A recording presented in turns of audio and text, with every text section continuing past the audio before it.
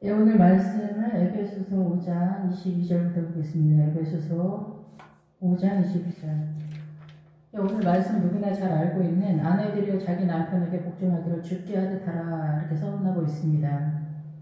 이는 남편이 아내의 머리됨이 그리스도께서 교회의 머리됨과 같음이니 그가 바로 몸의 구주다. 그래서 몸의 구주다. 그래서 몸이 나오면 육체를 말합니다. 그래서 이 육체, 이 세상의 기준에서 구주다라고 선언을 한다 이렇게 볼 수가 있죠. 그러므로 교회가 그리스도에게 하듯 아내들도 범사에 자기 남편에게 복종할지니라. 남편들아 아내 사랑하기를 그리스도께서 교회를 사랑하시고 그 교회를 위하여 자신을 주신 같이 하라. 이 말씀은 보기에는 너무나 아름답고 멋진 말씀인데 사실은 실상 우리의 모든 크리스찬들의 가정 속에서 이렇게 승리하는 믿음으로 나타나지 못하는 말씀이다 이렇게 볼 수가 있죠. 예, 그리고 이 남편들에게 몸의 구주이기 때문에 범사에 순종하라 이렇게 선언하고 있는데, 그리고 남편에게 복종하고 그를 경외하라 이렇게 선언하고 있습니다. 그리고 남편들은 또 아내들을 사랑하라 이렇게 선언을 하고 있는데, 아내가 남편을 경외하기는 불가능한 상황이고 남편도 아내를 사랑하는 건 불가능합니다. 왜냐하면 우리는 일반적으로 이런 말씀에서 이 사단의 문화권에서 몸의 구주, 몸의 세력 속에서, 이 사단의 문화권, 세상의 세력 속에서 이 질서가 흘러가고 있기 때문에, 그리고 내용적인 면에서도 실상은 사단의 문화권의 정서 속에서 선언되고 있기 때문에 그렇습니다. 이 말씀이 실제적으로 남편에게 복종하고 아내들은 그 남편을 경외하는 말씀으로, 복종하는 말씀으로 나타나는 믿음의 수준까지 가기 위해서는 우리가 성경을 잘 알아야 하고, 예수 그리스도의 십자가가 우리 그 가정 속에 세워질 때 비로소 세워질 수가 있는데, 이 말씀은 에스더를 통해서 살펴보려고 합니다. 근데 이 말씀이 기본적으로 출애굽에 있을 때에 우리가 보통은 남편과 아내가 이제 평등하다라고까지 하는 것까지는 느낌적으로 우리가 왠지 그럴 것 같다라고 생각하고 여기에서 이의를 제기하는 분들은 거의 없습니다. 이미 우리가 복음을 이해하든 이해하지 않든 간에 2차 세계대전이 끝나고 나서는 이 양반 쌍놈이 없어지면서 남편과 아내도 일부 일처자가 되어지는 복음의 세력이 들어와 있기 때문에, 그런데 아직도 예수 그리스도의 복음을 만나지 못한 국가에서는 일부 일처제가 허락되지 않으며 양반 쌍놈이 아직은 풀리지 않는 그런 상태를 볼 수가 있습니다. 물론 기독교 국가나 복음이 들어오고 대한민국 같은 이런 나라에서도 일부 일처제가 되었지만 실상 내용적인 면에서는 일부 일처제에 대한 하나님에 대한 복음의 분명한 이해도가 떨어진다 이렇게 볼 수가 있죠. 그런데 우리가 평등하다고 생각되어진 그것에 대해서 이 창세기에서 오늘은 말씀을 좀 에스더에서 살펴보려고 하는데, 남편과 아내의 관계를 정확하게 어떻게 해야 하나님의 나라가 펼쳐지는가에 대한 선언을 에스더를 통해서 선언할 텐데, 그 근본 아브라함이 가나안에 들어갔을 때 가뭄을 만나서 애굽으로 내려갔다 이렇게 선언합니다. 그래서 이 가나안에 진입하자마자 이 가뭄을 만났다라는 것은 진입하고 있는 그 상태에서는 아직은 애국적 상황, 아직은 가뭄의 상태, 믿음에 있어서 풍요롭지 못한, 예수 그리스도의 생수가 온전히 흘러가지 못한 그런 상황이기 때문에 가뭄을 만났다 이렇게 선언을 하면서 아브라함이 애굽으로 내려갔다 이렇게 선언을 하는 거예요. 그것은 믿음의 내용에서 애국적 친환가를 갖고 있다, 아직 그런 이야기죠. 하나님을 따라가고 있지만은 남편과 아내에 대해서 아브라함은 몸의 구주로 생각했다. 사라가 아브라함을 몸의 구주로 생각하는 그 질서를 이해하고 있었다라는 거죠. 예, 그래서 여기서도 마찬가지로 바로의 세력으로 갔을 때 그 바로가 아브라함이 사라를 아내라고 선언하지 않았을 때 이 사라는 바로의 아내가 되는 것입니다. 이게 엄청난 사건입니다. 아내라고 하지 않았을 때 사라가 바로의 아내가 된다. 이것은 뭐냐면은 아내로서의 믿음을 이해하지 못하면 그 아내의 소속은 그 아내의 믿음의 세계관, 아브라함의 믿음의 세계관도 당연히 그러지만은 이 사라는 여기서 하나님의 나라를 펼칠 수 없습니다. 왜냐하면 질서상 남편이 대장을 지금 먹고 있기 때문에, 에스더에서는 왕놀이하는 아하스웨로 왕권으로 서게 있기 때문에 부자나 가난한 자나 모든 남자는 집집마다 남자가 다 대표성을 띈다라고 아하스웨로 왕이 선언하고 있기 때문에 모든 전 세계의 남자가 다 주도권을 가지고 있습니다. 그렇기 때문에 이 아내들은 가장 밑에 있는, 그래서 남편들이 그 주도권을 잡고 왕놀이를 하면서 아내의 목덜미를 발로 밟고 서 있는 지경이기 때문에 이 아내가 하와라는 뜻, 생명이라는 뜻을 갖고 있지만은 하나님의 나라 생명을 간장하기에는 펼칠 수가 없다. 그래서 이 가난의 형국, 남편이 아내의 그 목덜미를 발로 밟고 서 있는 그 형국에서 이 아내의 비명소리가 믿음으로 등장하게 되어지는 구조 시스템을 갖고 있다는 거죠. 그래서 여기서도 바로가 아브라함을 불러서 이렇게 말합니다. 내가 어찌하여 나에게 이렇게 행하였느냐? 내가 어찌하여 그를 내 아내라고 내게 말하지 아니하였느냐? 라고 선언하는 것입니다. 그래서 이 아내의 정답은 사실 창세기 2장에 가면은 내가 돕는 배필을 이렇게 만드는데 그 돕는 배필이 뭐냐? 네 맞은편에서 도와주는 세력이에요. 그래서 이 아내는 남편보다 큰 자입니다. 육체적으로 남편이 세력이 세고 대표를 띠고 있어요. 선악과를 먹으면서 사단의 문화권에 들어오면서 이게 뒤틀린 왜곡된 관계가 형성이 되면서 남편이 대장이 되고 리더십을 발휘할 수밖에 없는 대표성과 대장을 먹으면서 결국은 왕놀이를 하게 되는 거죠. 남편들이 각 집집마다 그 독재정권, 가혹하고 혹독한 이 독재정권이 세워지게 되는 거예요. 그런데 남편이나 아내나 둘 다 선악과를 먹었기 때문에 아내는 여기서 어떻게든 남편한테 잘 보여서 살아남는 그 구도를 띠게 되는 거예요. 이 복음에 대한 눈이 어두워졌고 남편은 어떻게 해요?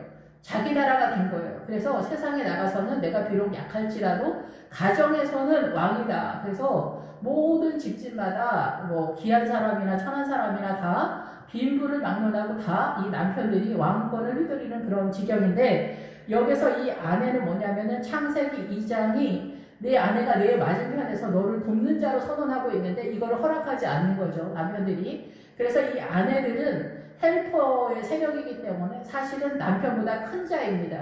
이 사단의 문화권에서 남편들이 뭐 큰 사람인 척 하면서 아내들은 뭐 꽃 한 송이만 사다 줘도 좋아라 해. 옷 한 벌만 사주면 뭐 나라가 뭐 우리 여자들은 뭐 소가지가 뭐 어쩌고 저쩌고 하면서 이런데 여자들은 큰 사람이에요. 그래서 이 남편들은 옛날에 복음이 들어오기 전에 모든 나라가 다 인도도 지금 마찬가지예요. 복음이 없으니까 남편이 아내를 데려다가 거의 사다시피 데려다가 아니 그 아내가 또 오히려 돈을 내서 데리고 와요. 이게 무슨 지경인지.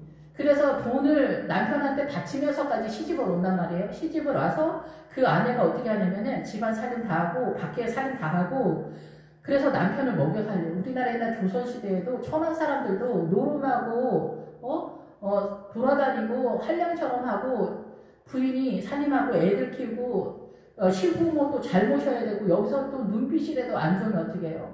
내쫓아버려. 칠거지약이라고 딱 대문 앞에다 딱 붙여놨어. 그래서 부인이 아파도 내쫓이고 애를 못 낳아도 내쫓이고 시기질투해도 내쫓이고 부모를 잘 못 모셔도 내쫓고 남편이 말씀하시는데 인상을 변해도 다 내쫓이는 그런 상황이에요. 코에 걸리면 코걸이, 귀에 걸리면 귀걸이에요. 그러니까 숨을 쉴 수 없는 상황이고 너는 한번 시집갔으면 그걸로 끝난다. 그러니까 인도에서도 아직도 그런 상황이고 우리나라는 복음 때문에 많이 벗어났지만 그래서 이 여자들의 형국이 이 지경이 된 그런 상태이고 생명이 어디로 나타나야 되는 그 상황이 전멸된 그런 상황입니다. 그래서 이 바로가 그 집에 큰 재앙을 내리신지라 여호와께서 아브라함의 아내 사라에 일러 바로와 그 집에 큰 재앙이 내리셨다. 이럴 때 이 바로는 누굴까요? 바로도 아브라함인 거예요. 아브라함 속에 나타나는 사단의 세력이 이 바로고 그 바로가 어디에 있냐면 아브라함 속에 있는 거예요. 그래서 이 애굽도 어디예요? 내 안에 있는 거예요. 애굽도 내 아니고 바로도 내 아니고 아브라함도 아브라함이에요. 그래서 아브라함 속에서 이 사라에 대한 믿음을 인정하는 게 아비멜렉을 쫓아내는 100세의 아들을 낳게 되어지는 그 상황이 되는 거예요. 아내에 대해서 아내라고 했을 때 아내에 대해서 아내라고 하지 않을 때 어떻게 되냐. 이 아내를 발로 밟고 서 있을 때 여긴 하나님의 나라가 아니다라는 거예요. 예, 그래서 이 상황이 에스더와 연결이 되었을 때 이 에스더에 가면은 우리가 이제 페르시아로 넘어가서 지금 남편과 아내 둘 다 섞어서 이야기를 하도록 하겠습니다. 이 에스더에 보면 와스디 왕후가 폐위가 됩니다. 이 와스디 왕은 굉장히 이 왕비는 아름다운 여자라는 그런 뜻입니다. 그래서 이 여자는 누구냐면은 사라를 말하기도 하고 이 여자는 누구냐면은 아담과 하와를 얘기해요. 그래서 아름다운 여자는 우리가 생각하는 미스 코리아, 미스 유니버스 뭐 이런 상태의 사람들, 여자들을 말하는 것이 아니라 이렇게 아름다운 여자가 실상 성경에서 아름다운 여자라고 선언하는 거는 뭔가 아닐 거라고 생각이 될 거라고 생각이 됩니다. 당연히 와스디 왕후는 어떤 여자냐면은 사라와 같이 아름다운 여자다라는 거죠. 이 아름다운 여자는 믿음을 이야기합니다. 그래서 하나님의 나라에 대한 이해도가 생명수가 흘러가는 우물을 차지하고 있는 하나님의 나라의 생수가 폭발적으로 올라오는 생수를 소유하고 있는 딸이다 이렇게 보는 거죠. 그래서 하와도 마찬가지야. 하와가 생명이라는 뜻입니다. 그런데 이 하와가 먼저 선악과를 먹었기 때문에 와스디가 된 거예요. 폐위가 된 거예요. 내 아내의 이 아하스에로 왕이 와스디를 불러서 내 아름다움을 이 백성과 많은 사람들 앞에서 보이라 할 때 이 와스디 하와가 보이지를 못한 거예요. 선악과를 먼저 먹은 거예요. 하나님의 나라의 그 아름다움을 보여줘야 돼요. 남편을 헬퍼할 수 있는 큰 그릇으로서 남편이 집안에서도 행복하고 밖에서는 일처리를 잘할 수 있는 신령 상태로 헬퍼하는 큰 사람으로서 이렇게 헬퍼를 해줘야 되는데 이 하와가 그거를 해내지 못한 거예요. 이 와스디가 바로 그것을 선언하고 있는 거예요. 그래서 이 아스디가 그 남편이 오라고 해서 우리 아내 미스코리아야, 미스코리아 진이야 이렇게 자랑하는 것에 대해서 나를 이렇게 조롱한다, 나를 가치를 약하게 본다 뭐 이렇게 해서 안 나타난 것이 아니라 이 남편이 그 아하스에로 왕의 세력을 잘 감당할 수 있도록 도와주는 믿음의 세력을 잘 못했다라는 거예요. 그래서 폐위가 됐다는 거죠. 그래서 이 폐위가 돼서 김부를 막론하고 모든 남자들은 집안에서 다 대장이 되는 거예요. 그래서 뭐냐면은 이 왕놀이를 하기 시작하는 거예요. 그런데 이 왕놀이가 사단의 문화권에 사단의 세력 속에서 왕놀이를 하기 때문에 이 모든 집집마다 남편들의 왕놀이는 잔인하고 혹독합니다. 가혹합니다. 그래서 아내들이 살아남을 수 없는 지경이 되는 거예요. 여기에서 근데 이 에스더는 페르시아를 배경으로 하고 있습니다. 모르드게는 목회자를 예표하고 있습니다. 그런데 이 모르드게가 목회자가 에스더를 양육합니다. 이 에스더는 별이라는 뜻입니다. 그런데 이 에스더는 늘 말씀을 드리지만 가정에서의 목회자는 엄마들이다, 하와다 이렇게 선언을 합니다. 그래서 이 엄마들이 사명을 감당을 해야 되는데 지금 여자들도 손아까를 먹어서 남편의 발목에 목이 눌려서 들어 누워 있는 상황입니다. 꼼짝달싹을 못하는 상황입니다. 남편의 왕권 속에서.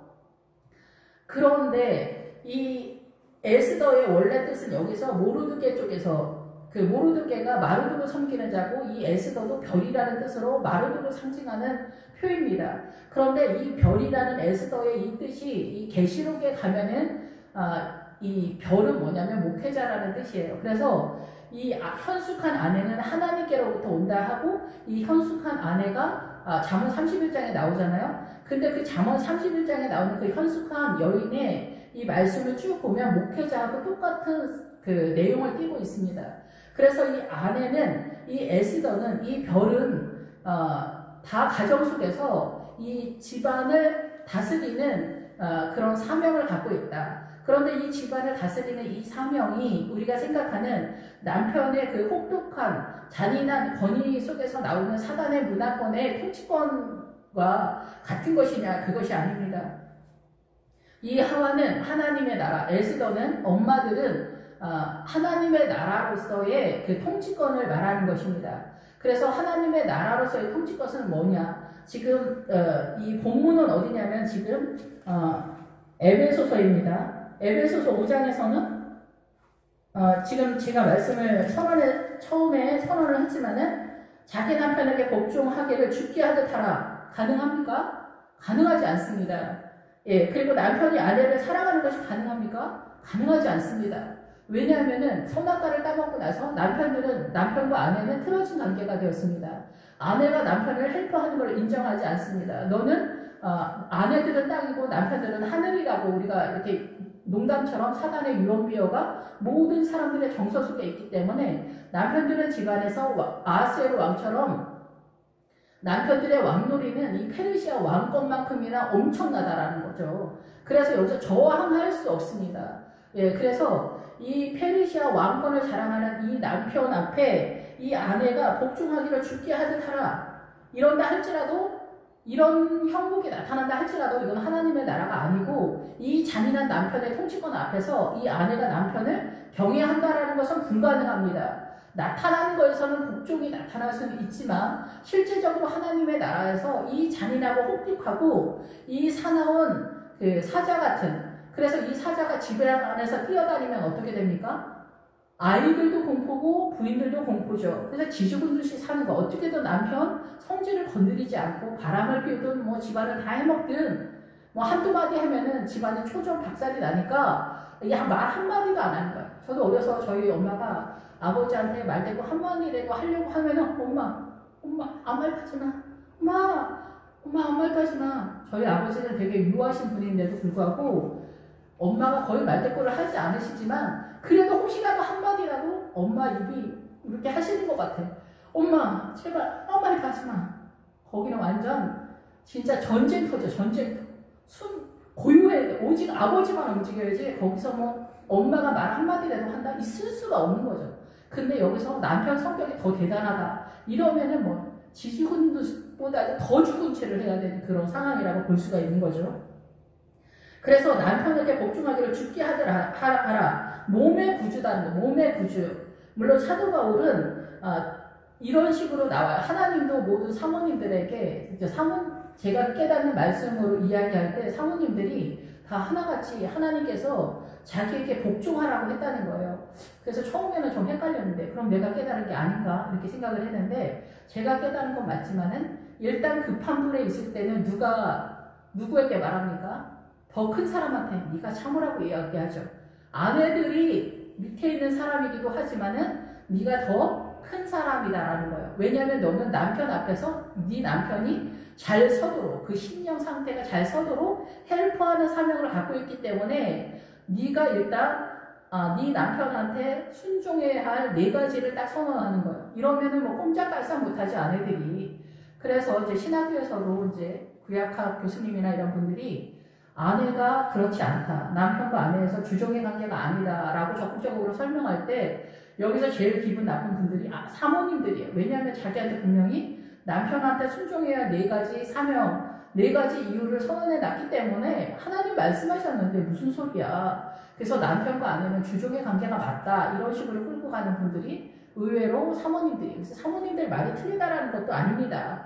그런데도 불구하고 그런 남편들한테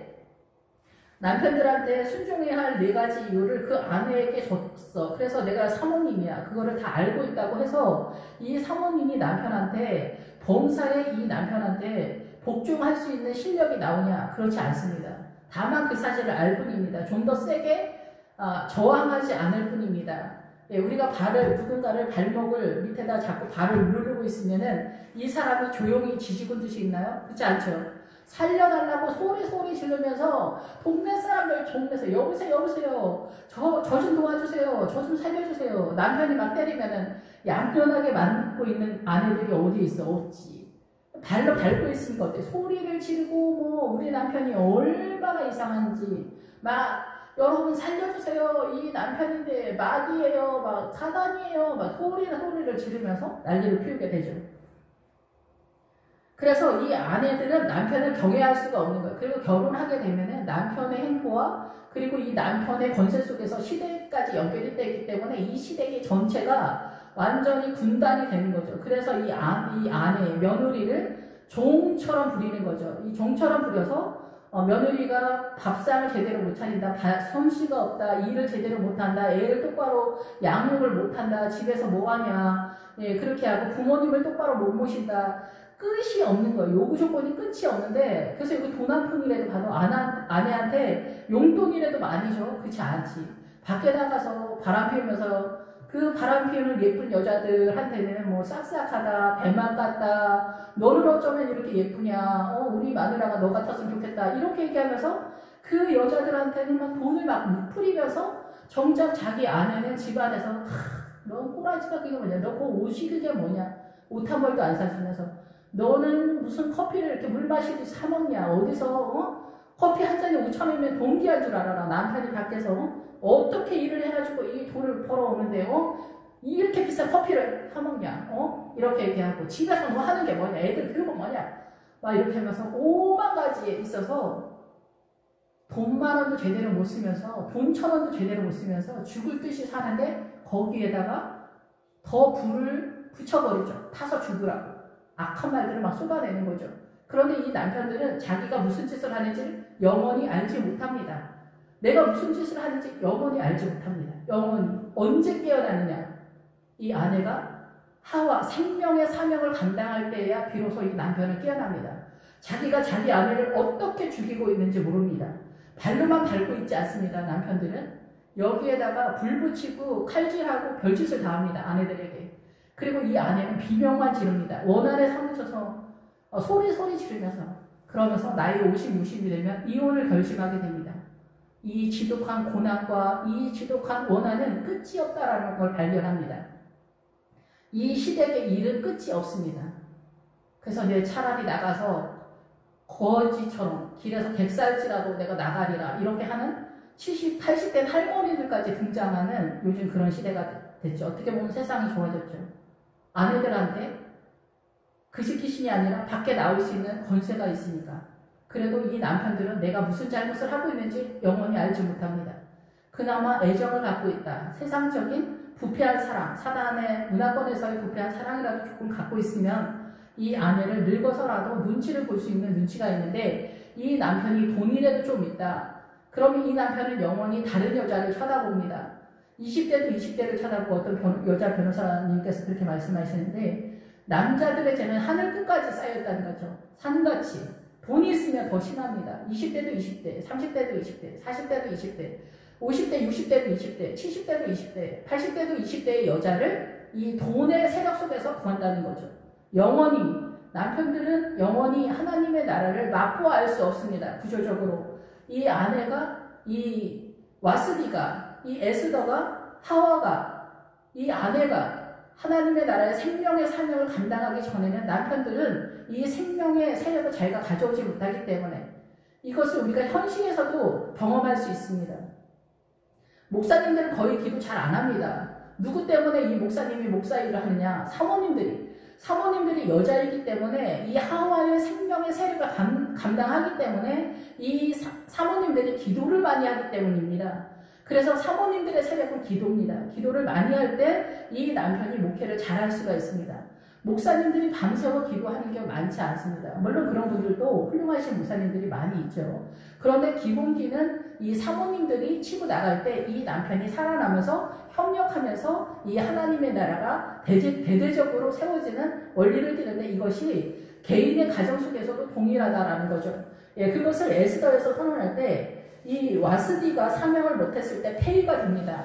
그것은 일반 예수 믿지 않는 아내들이 기본적으로 다 이 바닥에서 땅이 돼서 남편의 이 발밑에서 엎드려 있는 것입니다.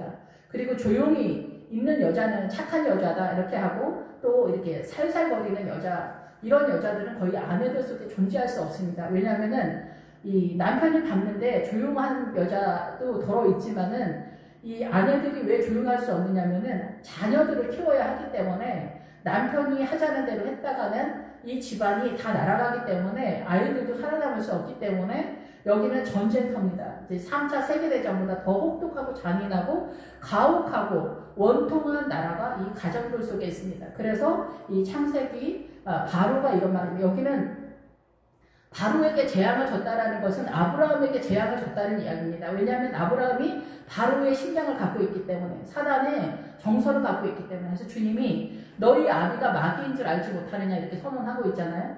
그래서 이 바로에게 저주를 줬다, 재앙을 줬다는데, 이 재앙이 가정 속에 뜻이 뭐냐면 재앙의 근원지라는 뜻이에요.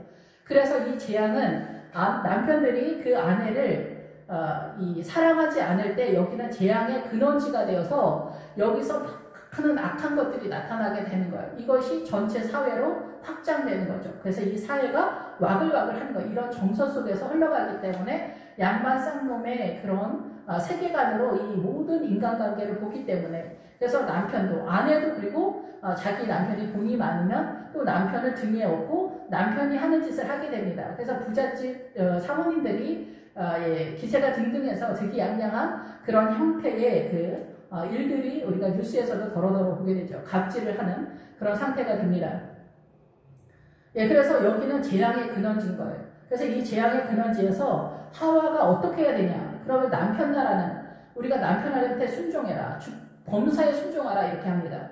급한 상황이라는 거죠. 지금은 급한 상황이고 여기는 복음이 허락되지 않은 상태에서 남편이 절대 군주입니다. 모든 집집마다. 이럴 때 순종하지 않으면 어떻게 가까운 게 어때요? 주먹이라고 그러잖아요. 집안이 난리가 납니다. 아이들도 그렇고 사자나 표범이 뛰어다니는 형국이죠. 집안에서 남편이. 그래서 여기 남편은 사단 나라의 왕국의 왕입니다. 그렇기 때문에 여기서는 어떤 선한 말, 어떤 착한 척, 어떤 살랑거림 이런 거 존재하지 않습니다. 그냥 사자하고 표범이 그냥 뛰어다니는 것입니다. 이 공포, 동안이가 되는 그런 상황이죠. 이럴 때 하나님의 나라를 공격하는 세력은 아하스웨로 왕입니다. 남편이 믿음이 없을 때, 믿음이 있어도 마찬가지예요. 계속해서 지속적으로 이 하와가 엄마가 믿음으로 남편을 헬퍼하기 전에는 이 남편들은 항상 세상으로 깨어 있습니다. 이 사단 나라에 살고 있기 때문에. 그래서 이 아하스웨로 왕이 누구랑 연합을 하냐면은 하만이랑 연합합니다. 하만이 함무다다의 아들 하만. 그래서 이 하만은 누구냐면은 가나안의 7 족속 속에서 나오는 아모리 족속 속에 소속이 되어 있습니다. 이 가나안의 7 족속 속에 목이 하나 더 큰 세력. 그래서 가나안. 그래서 이 세력을 가나안에 들어가는 믿음이 되지 않으면은 우리는 이것이 옳은 거라고 생각합니다. 남편이 대표성을 띠는 게 옳지 않다라고 말하는 사람 없습니다. 그냥 이대로 갑니다. 그리고 아내는 남편한테 밟힐 때 주님을 찾는 구도를 갖고 있어요. 남편한테 밟히지 않으면 남편하고 똑같은 짓을 해요. 사단 나라에 살고 있기 때문에. 그래서 남편들이 아내를 그럼 구박해야 되냐 그 얘기가 아니라 남편들은 어차피 사단 나라의 통치권에서 독재 정권을 잔인하게 행사를 하기 때문에 원래 그렇게 생겼어요. 이 사단 나라에서 남편들은. 그렇기 때문에 이 아내들은 이 남편한테 밟히는 구도에 항상 있어요. 그래서 이 아내들은 이 구도가 아니면 주님을 안 찾는다 얘기예요. 이 여자들도. 예수님의 십자가를 안 찾는 거예요. 남편이 잘해주고 옷도 잘 사주고 한 왕비님처럼 모시고 이게 하나님의 나라입니까? 아니죠. 이거는 더 좋은 모양인 것 같지만 이것도 사단이 속이는 거죠. 왜 아내를 떠받들어? 그럴 필요 없죠. 사랑하니까 도와줄 수는 있지만은 이 아내를 왕비처럼 하라는 것은 이 아내가 이 집안을 하나님의 나라로 잘 통치하는 믿음의 세력을 가지고 있으라는 것에서 왕비지, 남편이 왕인데 왕이 왕비를 하늘처럼 떠받드는 모습이 되라는 건 아니잖아요. 그죠? 왕과 왕비가 부부 유별처럼 그렇게 권위가 있고 이렇게 신사숙녀가 되는 거죠. 이 관계 속에서는. 그래서 오늘은 약간 좀 길어질 수도 있는데 어쨌든 그래서 이 와스디가 폐후가 되면서 에스더라고 하는 또 다른 별이 등장합니다. 이 별은 계시록적으로 해석을 할 때는 목회자다는 거죠. 저는 그렇게 깨닫습니다. 그래서 이 모르드게는 삼층이면서 양육하는 대상이기 때문에 교회라고 우리가 볼 수가 있습니다. 여기는 페르시아이기 때문에 페르시아에서 어떤 크리스찬 가족이 이렇게 됐더라, 왕비가 됐더라, 그 얘기 하려고 주님이 이 성경을 썼겠습니까? 신데렐라 얘기를 여기다 쓴 게 아닙니다, 이거는. 그래서 아하스웨로 왕은 늘 하만과 연합되어 있습니다. 하만은 사단이겠죠, 당연히. 그래서 사단이 연합이 되어서 이 교회 공동체를 공격하는 세력으로 나타나는 게 남편이라는 거예요, 남편. 너 집에서 살인도 안 하고 청소도 안 해놓고 애들을 이렇게 하고 교회만 쳐가냐? 이렇게 한단 말이에요. 너 다음 주부터 교회 가면은 다리를 부러뜨린다. 이렇게 얘기하는 거죠. 같이 교회를 다녀도 마찬가지예요. 마음에 안 들면은 주님까지 끌어들여가지고 아내를 박살을 냅니다. 이놈의 집구석을 내가 어떻게 한다? 이렇게 한다는 거죠. 그러면 이제 거기서 주눅 들면은 다음 주에는 안 나가고 또 그 다음 주에 나갈 수 있고 이런 지경이 되는 거죠. 니네 목사는 너한테 어떻게 가르치는 거냐? 남편한테 이렇게 하라고 가르치냐? 이렇게 하는 거죠. 시댁에서 하는 소리를 이제 남편이 하는 거예요. 예, 그래서 절대 권력 있는 이 남편이 그렇게 하는 거죠. 그러면서 이 에스더가 들어왔을 때 유다를 죽이려고 하는 거예요. 유다 족속, 교회를 없애려고 한다는 거죠. 그럴 때 집사님 왜 안 나오셨대? 남편이요 난리 났었대요. 지난주에 김 집사님 남편 난리 났었대요. 왜? 교회 못 나가겠는데요. 그럼 목사님이 이제 몰래 전화를 하는 거죠. 신발가면 더 큰일 나니까. 집사님 남편이 그렇게 할 때는 더 잘해야 됩니다. 그리고 힘을 내셔야 됩니다. 이러면서 모로데가가 어떻게 하라고 지시를 합니다. 그 내용이 목사님한테 이제 뒤에서 잡은 그 내용이 바로 에스더가 남편 성질 죽을 때까지 한 달 동안 나가지 말까? 막 이러고 있다가 모르드게가 전화가 온 거예요. 목사님 전화 와서 그렇게 하면 죽습니다. 막 이렇게 하니까 이 에스더가 3일 금식에 들어가는 겁니다. 이 집사님 3일 금식에 들어가는 겁니다. 내가 이렇게 했다. 옛날에 우리 신랑 그 성질 다 나오면 또 그땐 또 내가 이제는 못 참아. 아버지 도와주세요. 막 이러면서 3일 금식을 하는 거죠. 애들한테도 니네 아빠 다시 옛날 성질 나오셨다. 야 니네도 빨리 기도해. 막 그렇게 하는 거죠. 그러면서 아이들이랑 엄마가 금식을 하기 시작하는 거예요. 3일 금식을 하면서 우리 신랑이 주님 이런 상황입니다. 사단이 역사하고 있습니다. 하만은 실제적으로 눈에 보이는 건 아니죠. 실제적으로 이렇게 사단의 역사가 우리 남편을 통해서 이 집안을 하나님의 나라가 되지 못하게 촉발시키는 상황이라고 이해하지 못하고 남편이 이상해서 그렇다고 생각하는데 그렇지 않아요. 남편은 왜 아내를 사랑하지 못하냐 하면은 자기가 왕이기 때문에 그래요. 이 아내가 아내라고 생각하지 않기 때문에 그래요. 이 아내가 뭐냐면 내 앞에서 나를 도와주는 사람이라고 생각을 못하기 때문에 그래요. 이 아내가 나를 헬프할 수 있는 가장 최적화된 하나님이 허락한 배필이라고 생각을 하면은 아내가 무슨 얘기를 할 때 생각해 볼게. 나는 아닌 것 같은데 당신 그렇게 생각해? 하나님이 그렇게 사인을 주는 것 같다. 이렇게 예수님의 이름으로 하나가 되는 거죠. 그런데 아내가 무슨 얘기했을 때 그게 말이라고 하냐? 시끄러워 조용히 해. 너는 집안이나 잘해. 엄마 아버지나 똑바로 잘 모셔. 막 이렇게 얘기를 하게 되는 거죠. 그런데 이 아내가 이 남편한테 여보 당신 그렇게 하는 거 잘못된 것 같아요. 어디서 그런 말을 합니까? 말을 못하죠. 조용히 해. 시끄러워. 남편한테 어디서 반말을 해. 이렇게 하거든요. 이 에스더는 아무 말도 하지 않습니다.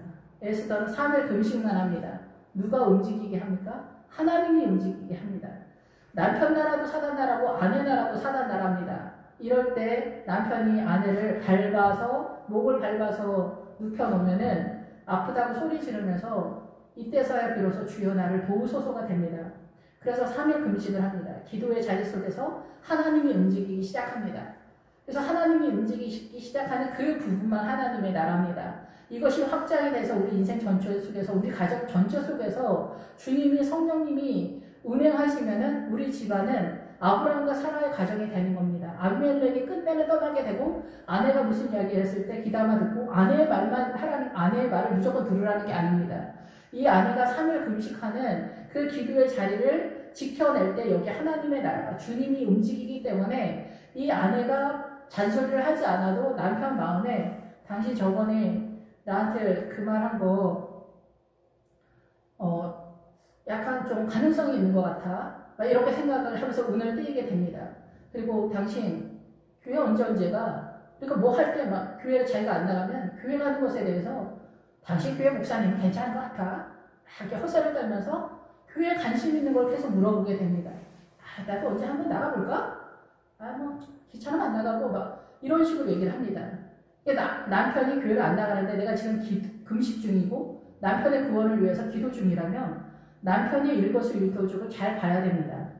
그래서 남편이 갈 의사가 있는 것 같은 동향이 이렇게 딱 보이면은 집사님들이랑 연합을 해서 억지로 끌고 가는 것처럼 이렇게 조작을 하면 됩니다. 왜냐하면 이 남편의 마음은 벌써 바뀌어 있는데 차마 자기 자존심상 그동안 했던 것이 있기 때문에 내 발로 내가 간다는 말을 못할 뿐입니다. 이런 것들을 잘 살펴보셔야 돼요. 이 기도 3일 금식 속에서. 한 번에서 되지는 않습니다. 근데 처음 결혼했을 때 청년 때는 이게 잘 나타나진 않지만 예수님의 십자가 속에서 이제는 나이와 상관없이 경험이 좀 부족해도 어린아이가 예언할 것이다 이러잖아요. 어린아이들은 예언을 못합니다. 아는 것이 없기 때문에. 근데 나이 많은 늙은이들은, 노인들은 예언을 할 수 있습니다. 왜냐하면 안 봐도 훤하니까. 내가 인생을 다 살았는데 딱 훤하거든요. 인생 돌아가는 게. 그래서 예언을 할 수 있어요. 근데 어린아이는 못하거든요. 근데 어린아이가 예언을 어떻게 합니까? 하나님 때문에 합니다. 이거 되지 않는 얘기가 하나님 안에서 나타나는 거예요. 어린아이가 예언을 하는 그런 상태가 되기 때문에 아내들이 3일 금식할 때 비로소 하나님의 나라가 이 아하스로 왕권을 자랑하는 페르시아 왕 같은 우리 신랑이 다른 신랑들은 다 교회 나가도 우리 신랑 절대 안 나가. 이런 우리 신랑이 어떻게 돼? 깨어나기 시작합니다. 내가 깨우려고 안 됩니다. 내가 최선을 다해서 내가 수정두는 여자처럼 싹싹하게 배만처럼 뭐 속옷을 섹시하게 겉옷을 화려하고 세련되게 뭐 시부모님을 잘 모셔서 별짓 다 해도 안 됩니다. 이 남편은 기운이 빠져야 돼요. 늙어야지 이제 기운 없을 때 아내한테 뭘 좀 잘 보일까 해서 교회 한번 나가줄 수는 있어요. 이래서 믿음이 안 됩니다. 남편들이 교회 많이 오지만 믿음 있는 신랑들 거의 없습니다. 아내들은 자기가 알아. 이게 밟혔을 때 주님을 만났기 때문에 주님을 경험했거든요. 아내들이 믿음 없는 경우는 거의 없습니다. 근데 남편들은 아내 따라왔는데 아내를 좋아하는 마음도 좀 있고 집안 평지 풍파 일어나지 않게 하려고 하는 것도 있고 이런저런 사사로운 이유로 나오지 실제적으로 주님을 경험해서 나온 게 별로 없습니다. 이 남편을 깨우는 거는 누가 하냐? 에스더 아내가 3일 금식할 때 주여 처음에는 하도 남편이 나를 밟고 늘어지고 나를 잔인하게 통치하고 나를 원통하게 했기 때문에 남편을 억지로 끌어다 놨는 그 실력으로 기도했지만 이제는 주여 이 남편을 불쌍히 여기시라고 구원의 믿음을 주시라고 이제는 3일 금식을 또 다른 차원에서 해내야 됩니다. 그래서 이 남편이 억지로 교회 가는 게 아니라 어느 날 혼자 방구석에 앉아서 훌쩍훌쩍 울고 있어서 왜 그러냐 무슨 일이 있냐 놀라서 물어봤더니 하나님이 나를 사랑하시는 걸 알았어. 이런 소리를 듣는 그런 날이 오기를 이와여 이 아내들은 죽기 전까지 3일 금식하는 그런 심장으로 기도하고 하나님께 아뢰야 합니다. 그리고 남편뿐만이 아니라 이 가족과 또 자녀들이 있지 않습니까? 우리 일생에 주님께 기도하기를 쉬지 않으면서 나아갈 때 그것이 하나님의 나라입니다. 기도의 세력 안에서 세워지는 나라, 나타나는 환경의 상황, 이것만이 하나님의 나라입니다. 아내도 남편도 하나님의 나라가 아니라 남편도 사단 나라고 아내도 사단 나라입니다.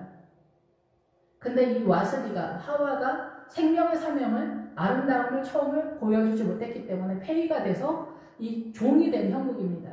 그래서 남편은 왕이 된 형국입니다. 이거는 몸의 구중입니다. 그래서 육의 세력입니다. 그래서 이 남편은 가만히 있으면은 자기 세력 속에서는 이게 완전히 꽉 차 있습니다. 나는 왕이다. 마누라가 어디서 말대꾸를 하냐. 여자는 골짜기마다 있다. 부모를 생각한다시고 하는 게 이런 말들이 다 박한 말들, 사단의 유언비어가 우리의 사고를 잡고 있어요. 그래서 남편들은 아내를 사랑하면 자존심을 구겨주고 이건 체면이 안 사는 거고 이거 뭔가 문제가 있어. 어색하고 자연스럽지가 않아. 그래서 이 아내를 좀 무시하는 척, 시댁에 가면 좀 무시하는 척, 내가 권위가 있는 척, 어디 나가도 우리 집사람 내 말이면 뭐 숨도 안 쉬지. 우리 집사람은 나 없으면 못 살지. 이렇게 허세를 떱니다. 그리고 자기 아내도 나를 엄청 존경하는 처럼 뻥을 칩니다. 근데 이건 다 그렇지 않습니다.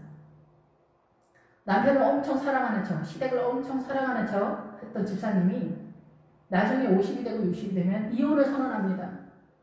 왜냐면은 내가 최선을 다해서 이렇게 섬겼는데 끝이 없다라는 거죠. 남편이 특히 예수 믿는 장로가. 왜 끝이 없을까요? 엄마를 어디 양로원을 보내? 이제 살면 얼마나 사신다고 엄마한테 네가 그렇게 해. 엄마가 너한테 어떻게 잘해줬는데 잘해주긴 뭘 잘해줘. 그 가혹한 거를 남편 뜻받든다고 수만 번 안 쉬고 흉 한 번 안 보고 우리 시어머니는 나를 딸같이 본다. 우리 신랑은 나를 너무 사랑한다. 이렇게 자랑했는데 결국 그 남편이 끝까지 요구하는 건 뭐냐면 페르시아 왕 아하스에로 왕의 왕권을 휘두르면서 우리 어머니 똑바로 잘 모셔라. 우리 아버지 똑바로 잘 모셔라. 어디 가서 우리 시댁 흉보면 넌 살아남지 못할 것이다. 젊어서는 남편을 너무 사랑하고 그게 훌륭한 줄 알았어. 근데 50, 60이 되니까 아, 내 죽기 전에 이 시댁에서 내 이 비루함과 이 내 처절함과 이 혹독함과 이 잔인한 통치권 속에서 나는 그냥 굶어 죽는 들깨같이 죽는 것 뿐이구나. 근데 이 아내가 몰랐던 게 3일 금식 기도였어요. 자기가 최선을 다했기 때문에. 자기가 최선을 다하니까 무슨 나라인 겁니까? 박집사님 나라인 거예요. 주님은 나한테 넘기라고 그렇게 눈을 얘기해도 우리는 사단의 나라에서 예수님을 믿는데 내가 최선을 다하는 거예요. 내가 온유한 척, 겸손한 척, 기도 많이 하는 척, 훌륭한 척, 믿음 좋은 척, 헌신 많이 하고 여자도 회장 한 번 하면 나가 떨어지고 남편한테 헌신하다 인생의 끝자락에서 나가 떨어지고 항복하고 이혼을 결심하는 돈만 있으면 이혼 1000번도 더 했을 거야. 이런 생각을 하면서 복음하고는 전혀 상관없는 나라를 꿈꾸게 되는 거죠. 근데 우리는 그런 얘기 들으면 너무 절절하지. 이해가 돼. 너무 가슴 아파. 근데 주님은 속이 터지는 거죠. 얘들아 나한테 맡겨. 얘들아 네 남편을 나한테 맡겨. 그러면 어머니도 좋고 남편도 좋고 다 마음이 변하게 하신다는 거예요.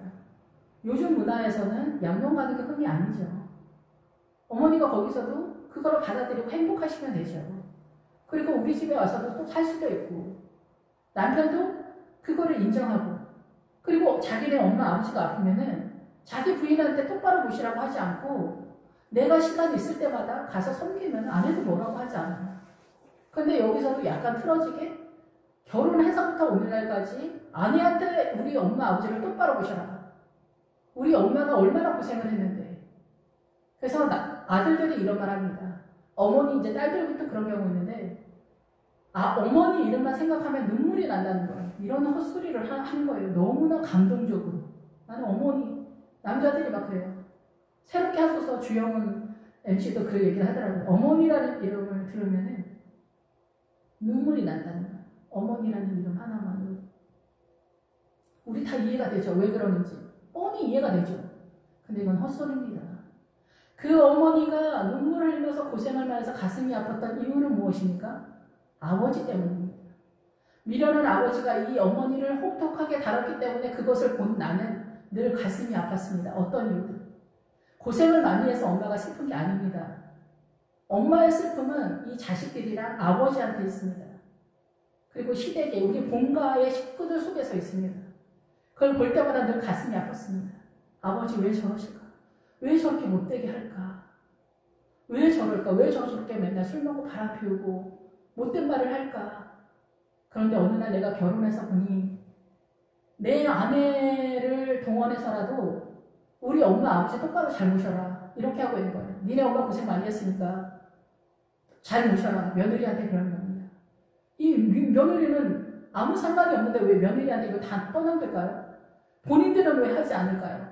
그 남편도 조용하고 그 아들도 가만히인데 또 이 시어머니는 또 어느 날 자기가 며느리 있을 때는 비루하게 살다가 어느 날 며느리가 들어왔을 때 자기가 시어머니가 됐을 때 등극합니다.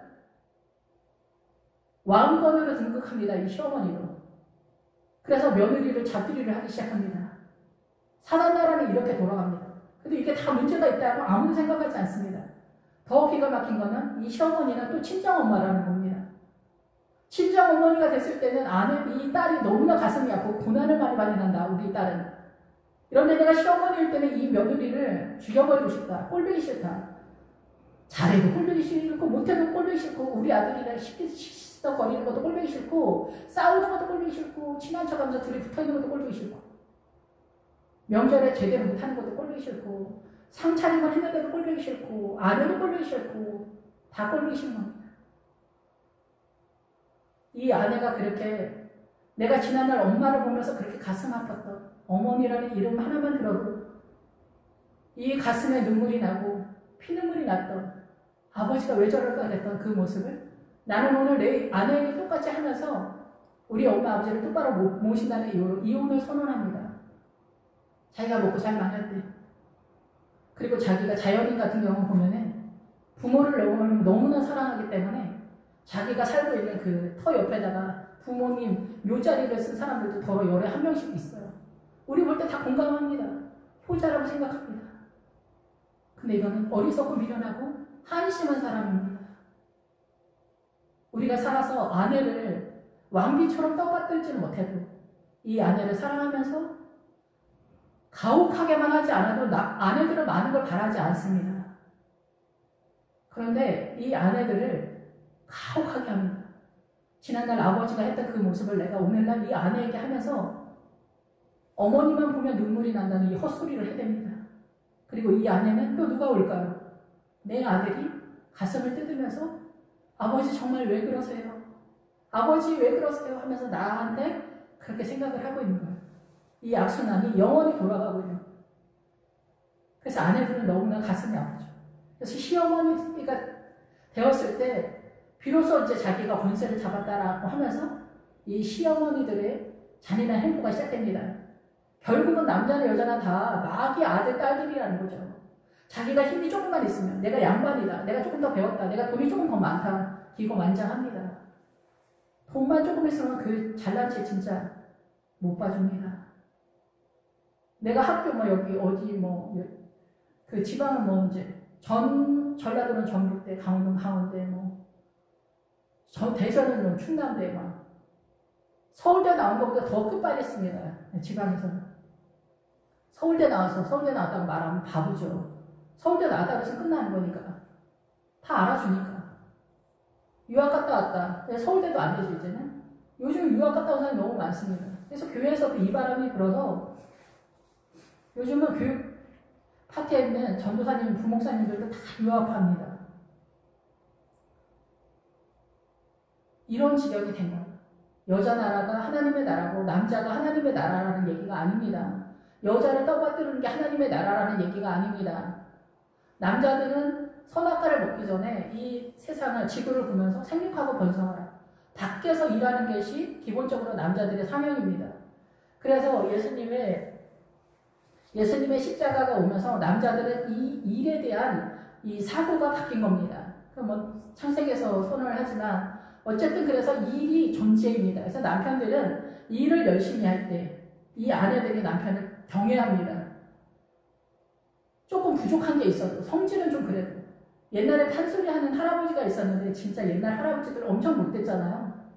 자기 부인은 보따리를 이고 양쪽으로 들고 가는데 그 판소리 하는 할아버지가 지팡이만 들고 소리를 하면서 앞에서 잘났다고 이러고 가는 거예요. 근데 그 아내가 무슨 말을 하는지 아세요? 나는 우리 신랑이 저 판소리를 할 때 너무 멋있다는 거예요. 그래서 천생연분인가 봐요. 그 아내에게 있어서 자기 남편이, 어떤 사람은 우리 신랑이 의사일을 너무 잘할 때 한 자만 오면 눈이 빨뚝빨뚝, 피곤하다고 막 하다가 한 자만 오면은 그 한 자에 대한 애정으로 피곤한 게 다 사라지는 것처럼 움직이는 그 신랑을 볼 때, 의사여서가 아니라, 물론 의사여도 우리가 우러러보지만은 그거는 세상적인 거고, 우리 신랑이 의사일을 잘 하려고 할 때 이 아내는 항복을 하는 거예요. 세상 사람들 다 몰라줘도 나한테는 귀한, 의사라고 하니까 이해가 좀 안 되겠지만 우리 신랑이 청소 일을 해. 그런 사람들이 별로 알아주진 않죠. 근데 우리 신랑은 이 전주시를 깨끗하게 하기 위해서 내가 동원됐다. 이 일이 하나님이 주신 것이다. 나는 집사만 하나님이 주신 게 아니라 내 직업도 주님이 나에게 이 직업을 주셨다. 내가 이제 나이 들어서 이 청소 일을 하는 이 직업을 준 것만이라도 너무 영광스럽고 너무 감사하다. 탈북자들이 직업을 갖고 북한에서는 돈을 하나도 안 줘. 10년 동안 군 생활을 했는데 1,500원을 줬다는 거예요. 사탕 한 봉지, 과자 한 봉지 사면 없어지는 돈을 줬다는 거예요. 근데 여기는 남한에 와서 보니까 하루 일했는데 일당을 10만 원을 줬다는 거예요. 와, 이 하루 일해서 이 일당으로 한 달을 먹고 살겠네. 나 한 달에 한 번씩만 일할까? 이런 생각이 들었다. 하나님 앞에서 마찬가지. 탈북자가 한국에 왔을 때 침략이 너무 많죠? 하나님의 나라도 마찬가지. 이 사단 나라에서 우리가 사단 나라를 꿈꿔서 잘 먹고 잘 살기를 원하는데, 하나님의 나라는 이렇게 남편이 페르시아 왕 아하스웨로 왕이 하나님의 사랑으로 변하는 역사가 있습니다. 에스더가 뭐 굉장히 길기 때문에 그러지만 어쨌든 우리 신랑이 그렇게 청소를 열심히 하는 걸 보면서 눈물이 나는 거야. 돈을 조금 벌어오면 내가 아르바이트 뛰지. 자식들한테 어디 아버지한테 그따위 말을 해. 니네 아버지가 어떻게 해서 너희들을 먹여 살리는데. 세상 사람 다 몰라줘도 나는 아니. 우리 신랑이 어떻게 해서 돈을 버는지. 여기 나가서 호랑방탕 대충 쓰면 돼. 이런 거 보면서 아내가 존경할까? 감동할까? 남편들은 아내 앞에서 일을 열심히 하는 척, 성실한 척, 정직한 척을 좀 해주면 그 아내 행복합니다. 뒤집어집니다. 목숨 겁니다. 다시 오늘 피곤했지. 멀리서 남편 일하는 거 보면서 눈물이 나는 거야. 저렇게 일을. 호랑방탕이 아니야. 비 오는데 눈 오는데 저렇게 하는 거야. 경외하지 말라고 해도 경외가 되는 거야. 어떻게 경외할 수 있습니까? 예수님의 십자가. 기도의 자리를 지켜낼 때 하나님의 나라가 깨어나기 시작합니다. 내가 1000년을 잔소리해도 남편이 끔찍도 안 했는데 3일 금식을 했더니 남편이 나를 아름답게 봤다라는 거야. 에스더를 아름답게 봤다라는 거야. 그전에는 오라고 하지 않았다는 거야. 난 너 보고 싶지 않다는 거야. 밖으로 싸돌아다니고 예쁜 여자 천지고 뭐 싹싹한 여자 많구나. 아내 안 봐도 더 행복한 거야. 근데 어느 날 한 달 뒤에 아내를 봤는데 아내가 너무 아름다워. 미스코리아에서 속옷을 예쁘게 입어서 겉옷을 세련되게 입어서 화장을 잘해서 머리를 예쁘게 해서 여러분 이게 아니잖아. 그 아내가 3일 금식을 하면서 설거지를 하고 있는데 갑자기 울컥한 거야. 집사람을 데려다가 내 평생 이 아내도 내가 뭐 하나 해준 게 없네? 왜 갑자기 그 생각이 나면서 울컥하는지. 나 잠깐 산책 좀 하고 올게. 우리 서로 이렇게 된 거야. 이 아내가 시집와서 너무나 애썼구나.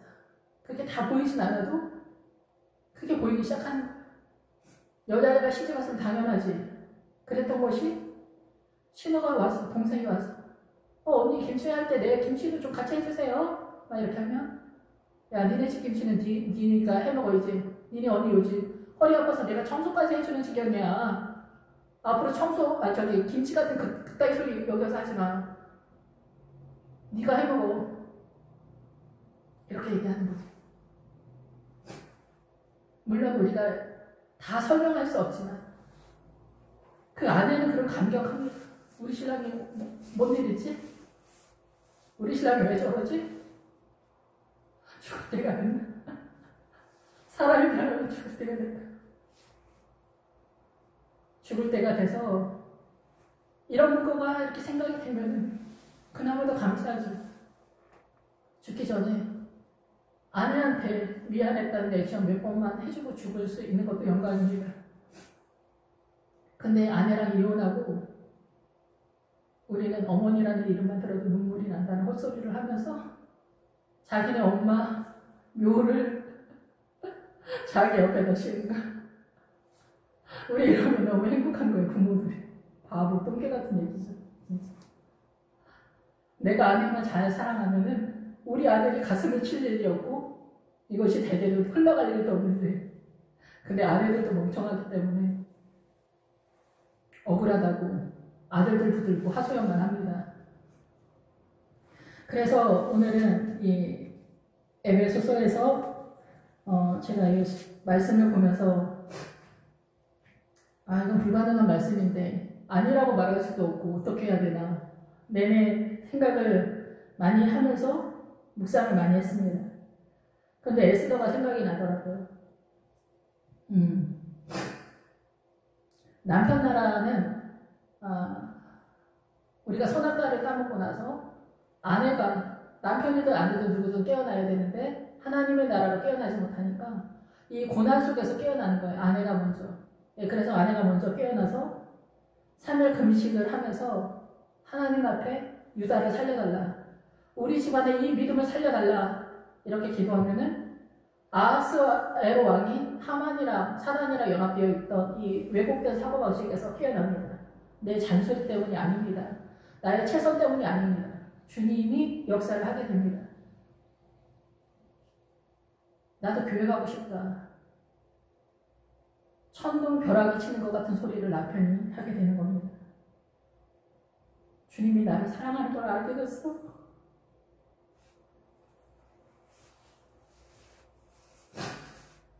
그러면 남편이 미친 사람처럼 아침 일찍 일어나서 아내가 하는 그 일을 다 해줄지도 모릅니다. 이건 바라지도 않지만은 아내를 너무 사랑해서 죽을 듯이 아내만 생각해도 행복한, 아내가 없으면 나는 살 수 없어요, 주님. 제가 우리 아내가 건강하게 오래 나와 함께 살 수 있도록 은혜를 주시라고 주님께 기도하는 남편이 될 수 있습니다. 아이고 오늘 다리가 이렇게 아프네. 아내가 이렇게 얘기하면 야 그 소리 좀 그만해, 지겨 죽겠다. 다리 안 아픈 사람이 어디서 늙어가면 다 다리 아프지. 한영 가봐. 생각해서 한영 가봐 이렇게 얘기했다는 거죠. 근데 아내는 거기서 헛생각을 합니다. 내가 다리 아프다 그러면은 우리 신랑이 다리를 주물러 줄지도 몰라. 이런 헛생각을 합니다. 근데 그 지난날 그런 것들이 생각이 나는 거죠, 나. 근데 아내가 먼저 죽었는데 그 생각이 날 수 있어요. 집사람이 그때 다리 아프다고 그랬을 때 왜 내가 죽여주지 않았을까? 왜 그게 나를 좀 바라봐 주세요? 이런 소리로 뭐 들리지 않았을까? 사랑하게 되고 눈물이 나고 미워하면은 나의 영혼이 온통 불살라져요. 앞에서도 지난 시간에 말씀을 드렸는데 우리는 미워하고 원망하고 원통하면은 내 영혼이 불이 붙어요. 그래서 죽을 지경이 되는 거예요. 이럴 때 주님 앞에 저 사람 때문에 내 영혼이 불이 붙었고 내가 화가 나고 원통한데 내가 이거를 회개해야 된다는 생각을 전혀 하지 못해요. 근데 이건 미움이거든요. 분노거든요. 주여 나를 불쌍히 여기소서. 나는 이 죄에서 나가지 못합니다. 많은 아내들이, 많은 여자들이 요즘은 똑똑한 척하면서 결혼을 하지 않는다. 이렇게 선언을 합니다. 50이 돼서 60이 돼서 이혼을 선언한다. 이것이 최선이다 이렇게 생각합니다. 그러나 주님은 아니라고 하는 겁니다. 난 네가 외로울까봐 내 아내를 준비했어. 네 아내는 너에게 가장 아름다운 사람이야. 내 아내는 너를 가장 잘 도울 수 있는 천생 배필이야. 이렇게 주신 거거든요. 근데 우리는 이 천생 배필이 다 필요 없다는 거예요. 돈만 많으면 나 혼자 잘 먹고 잘 살 수 있다. 이런 허무맹랑한 생각들을 하게 되면서 위로를 찾고 있는 거죠. 이렇게 되면 하나님의 나라에 대한 기도의 자리를 하와가, 아내가, 부인이 시작할 때 아하스에로 왕의 왕권은 어디 감히 남편한테 섭니까? 어디 남편을 조언을 합니까? 남편을 주관하는 것을 허락하지 않았다 이렇게 나오거든요. 이 몸의 구주기 때문에. 근데 십자가 안으로 들어가면은 남편을 휘두르는 것이 아닙니다. 주님, 남편에게 말합니다. 사라가 남편에게 주여라고 말했다고 뭐 어떤 목사님 그러시면서 아내들이 그렇게 해야 된다 그러는데 주여라고 하든 뭐 서방님이라고 하든 헌이라고 하든 간에 그 남편을 바라보는 그 마음이 예수님의 십자가의 마음 생수가 흘러가게 되면은 야 이렇게 말해도 그 남편은 그게 사랑의 소리로 들리거든요. 우리 아내가 지금 장난치는구나. 우리 아내가 자기 쳐다보라고 부르는 거구나. 이렇게 보거든요. 근데 이 남편이 왕이면 어떻게 됩니까? 이 계집종이 어디서 남편한테 반말을 해? 하늘 같은 신랑한테 어디서 야라고 해? 네가 오늘 죽고 싶은 게로구나. 이렇게 선언이 됩니다. 그래서 여기서 사형 처리가 됩니다. 예, 그래서 이제 에스더가 3일 금식을 하게 되면은 남편이 좀 부족하고 연약하다 하더라도 우리 신랑이 판소리를 잘하는 것만으로도 내가 당신에게 몸쪽에 형국이 된다 할지라도 나는 감사하고 감사하다. 하나님의 나라가 아니어도 이렇게 하는 할머니가 있습니다. 이 남편에게 복종하듯 죽게 하듯 하라. 이걸 우기는 것은 왕권입니다. 성경에 범사에 복종하라고 했어. 이건 왕권입니다. 남편이 사람의 자리로 내려오는 게 아비멜렉이 떠나는 것입니다. 그래서 이 아내도 남편을 몸의 구주처럼 존경하기 때문에 청소부 일을 하든 무슨 일을 하든 노가다를 하든 노가다를 하면 당신 오늘 하루 종일 얼마나 고됐어. 그 노가다 일을 내보낸 나는 오늘 하루 가슴이 아파. 남편을 어떻게 존경하지 않을 수가 있습니까? 남편을 어떻게 우러러보지 않을 수가 있습니까? 아내를 어떻게 사랑하지 않을 수가 있습니까? 3일금식 기도의 자리에서 애쓰다가 이 유다를 지키기 위해서 사실은 나갔지만 그 애쓰던 거기서 헛소리를 합니다. 우리를 죽이지 않고 종으로만 내버려서도 우리는 아무 말도 하지 않았을 거다. 남편들이 종 취급해도 웬만한 여자들은 다 훌륭해서 그러려니 합니다. 사단의 문화권에서. 남자들 다 그렇지만 하면서 넘어갑니다.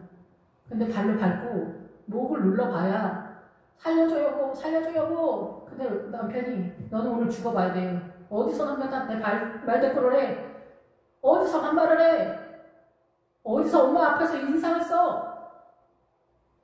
발을 밟고 나서야 비로소 이 아내는 남편이 나를 살려줄 생각이 없다는 걸 알게 됩니다. 주여, 주여 나를 불쌍히 여기소서. 원통하고 절통합니다. 이 소리를 인생 내내 합니다. 나는 여기서 빠져나갈 수 없다. 이 억울함에서 빠져나갈 수 없다. 주여 나를 불쌍히 여기소서. 나는 이 죄에서 나가지 못합니다. 이 미움과 원망에서 나가지 못합니다. 주여 나를 불쌍히 여기소서.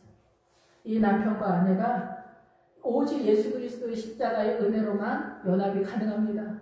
이 세상의 몸에 그 어떤 형국이라도 아내를 경외하며, 아내를 사랑하며, 남편을 경외하며 조금의 부족함도 없습니다. 주님의 십자가 안에서. 근데 우리는 3일 금식 끝나면 내 정신으로도 돌아옵니다. 그래서 억울하다, 원통하다, 헛소리를 합니다. 아내들은. 남편들은 어디서 일이 마누라 시집 오면 다 그렇지 그따위 그것도 못하고 집구석에서 뭐 하는 거야? 이렇게 합니다. 또 자기 나라, 사단 나라에서 또 난리를 피웁니다. 억울하다, 원통하다. 똑바로 못하니? 막 이러면서. 또다시 3일 금식을 해. 기도의 자리에서 우리가 주님을 부를 때 그때만 하나님의 나라입니다. 그것이 확장되도록 우리 인생 전체 속에서 주님을 사랑하면 그 원수일지라도 화평하게 하시는 그 하나님의 은혜가 남편과 아내 사이에서 복종과 경외의 세력으로 등장하게 될 것입니다. 기도하겠습니다. 할렐루야. 주님 감사의 찬양 돌립니다. 남편을 경외하며 부족함이 없습니다. 아내를 사랑하며 연약함이 없습니다. 오직 예수님의 십자가의 보혈의 피가 생명수가 강같이 흘러가는 저희 가정, 저희 부모님과 형제들 다 될 수 있도록 축복하여 주시옵소서. 이 세력이 교회 공동체, 대한민국, 전 세계에 흘러가는 복음의 세력의 중심 세력이며 아내를 아내로 생각하지 못하고 부하 직원이나 아랫사람이라 생각할 때 거기는 재앙의 근원지가 되어 어둠이 흘러가게 됩니다. 슬픔과 탄식이 흘러나오게 됩니다. 사단의 왕권이 등장하게 됩니다. 주여 이 복음의 비밀을 깨달아서 오늘도 우리 자신의 기득권을 내려놓고 주님의 은혜를 구하는 기도의 자리를 지켜내는 저희들 되게 하여 주시옵소서. 예수님의 이름으로 기도했습니다. 아멘.